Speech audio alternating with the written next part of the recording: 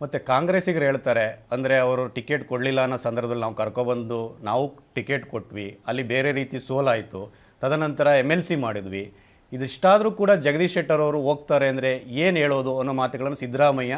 ಅಲ್ಲ, ಅದಕ್ಕೆ ನಾನು ಇದಕ್ಕೆ ಏನು ಹೇಳಬೇಕು ಗೊತ್ತಿಲ್ಲ. ಯಾಕಂದರೆ ಜಗದೀಶ್ ಶೆಟ್ಟರ್ ಕಾಂಗ್ರೆಸ್ಗೆ ಬಂದಿದ್ದರಿಂದ ಏನು ಬೆನಿಫಿಟ್ ಆಯಿತು ಅನ್ನೋದು ಅವ್ರಿಗೆಲ್ಲ ಗೊತ್ತಿದೆ. ಮತ್ತು ನಾನು ಕಾಂಗ್ರೆಸ್ ಬಗ್ಗೆ ಅವ್ರ ಸ್ಥಾನಮಾನ ಕೊಡಲಿಲ್ಲ, ನಂಗೆ ಅನ್ಯಾಯ ಮಾಡಿದ್ರು ಅಂತ ನಾನು ಎಲ್ಲಿನೂ ಹೇಳಿಲ್ಲ. ಅವ್ರು ಎಲ್ಲ ರೀತಿ ಗೌರವ ಕೊಟ್ಟಿದ್ದಾರೆ, ಅವ್ರಿಗೆ ನಾನು ಧನ್ಯವಾದನೂ ಹೇಳಿದ್ದೇನೆ.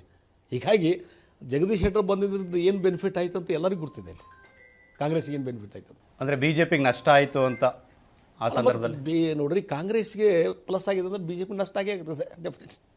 ಅಂದರೆ ಎಲ್ಲೋ ಒಂದು ಕಡೆ ಕಾಂಗ್ರೆಸ್ಸಿಗರು ಆ ಸಂದರ್ಭದಲ್ಲಿ ಸಚಿವ ಸ್ಥಾನವನ್ನು ಕೊಟ್ಬಿಟ್ಟಿದ್ರೆ ಜಗದೀಶ್ ಶೆಟ್ಟರ್ ಅವ್ರನ್ನ ಎಲ್ಲೋ ಒಂದು ಕಡೆ BJP ಆಪರೇಷನ್ ಮಾಡೋಕ್ಕಾಗ್ತಿರ್ಲಿಲ್ಲ ಅನ್ನೋ ವಾದವು ಕಾಂಗ್ರೆಸ್ನಲ್ಲಿದೆ. ನಾವು ಒಂದು ಹೇಳಿದ್ದೀನಿ, ನಾನು ಇನ್ನೂ ಆಕಾಂಕ್ಷೆನೇ ವ್ಯಕ್ತಪಡಿಸಿಲ್ಲ. ಅಲ್ಲಿ ನಾ ಯಾವುದೇ ಸ್ಥಾನಮಾನ ಕೇಳಿಲ್ಲ, ಅನ್ಕಂಡೀಷನ್ ಜಾಯ್ನ್ ಆಗಿದ್ದು ಕಾಂಗ್ರೆಸ್ಗೆ.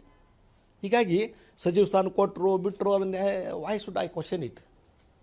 ಪ್ರಮುಖವಾಗಿ ಅಂದರೆ ಏನಾದರೂ ಪ್ರಮುಖವಾದ ಕಾರಣ ಇತ್ತ ಸರ್? ಅಂದರೆ ಒಂದು ದಿನದ 3-4 ಗಂಟೆಗಳ ಸೇರ್ಪಡೆ ವಿಚಾರದಲ್ಲಿ ಇದು ಒಂದು ಸುದ್ದಿ ಅಲ್ಲ ಅಂತ ಹೇಳ್ತೇನೆ. ಕಳೆದ ಒಂದೂವರೆ ತಿಂಗಳಿಂದ ಪ್ರೊಸೆಸ್ ನಡೀತಾ ಇದೆ.